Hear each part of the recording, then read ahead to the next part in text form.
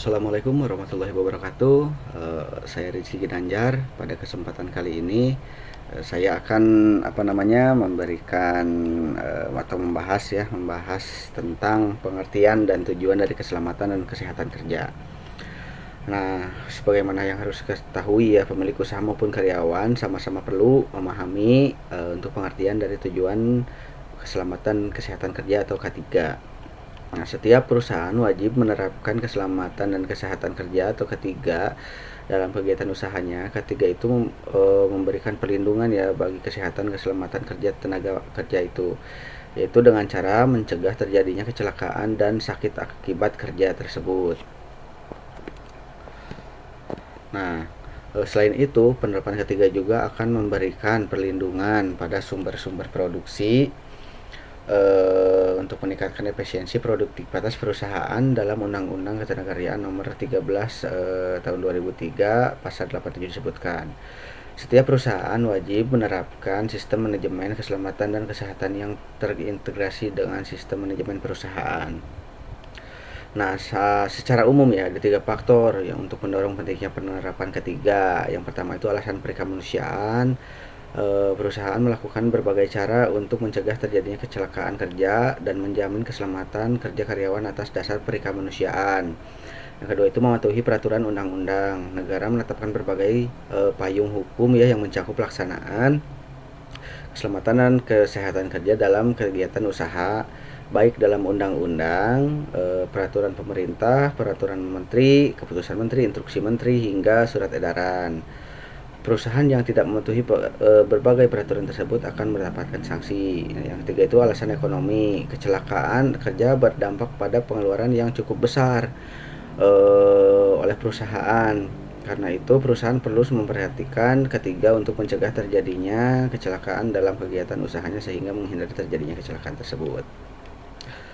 Nah, juga ada aspek-aspek dalam kesehatan dan keselamatan kerja atau ketiga. Kesehatan dan keselamatan kerja ketiga tidak dapat dipisahkan dari proses produksi suatu perusahaan ya. Baik jasa maupun industri, setiap orang yang bekerja di suatu perusahaan dianggap memiliki risiko kecelakaan kerja. Karena itu, setiap pemberi kerja wajib memperhatikan penerapan ketiga. Nah, soal pentingnya penerapan ketiga ini juga telah dibahas oleh Badan Buruh Internasional ya, atau International Labour Organization atau ILO. Nah, secara umum ketiga adalah perlindungan yang wajib diberikan oleh pihak pemberi kerja kepada karyawannya. Keselamatan kerja itu adalah kondisi yang aman ya dan kondusif dan lingkungan kerja. Dalam situs cermat dan dijelaskan aspek keselamatan kerja mencangkup perlindungan dan risiko terjadinya penderitaan, kerusakan hingga kerugian di tempat kerja. Keselamatan kerja dapat diwujudkan dengan bekerja dan menggunakan alat kerja sesuai standar operasional prosedur SOP yang berlaku. Nah, kesehatan kerja adalah segala hal yang berkaitan dengan program kesehatan untuk para karyawan atau pekerja. Bila bila kesehatan karyawan terjaga, perusahaan dan akan sumber daya manusia yang benar, jarang absen dan bekerja dengan lebih produktif ya. Nah, faktor-faktor yang mempengaruhi keselamatan dan kesehatan kerja karyawan adalah sebagai berikut. Diutamanya beban kerja, fisik, mental maupun sosial.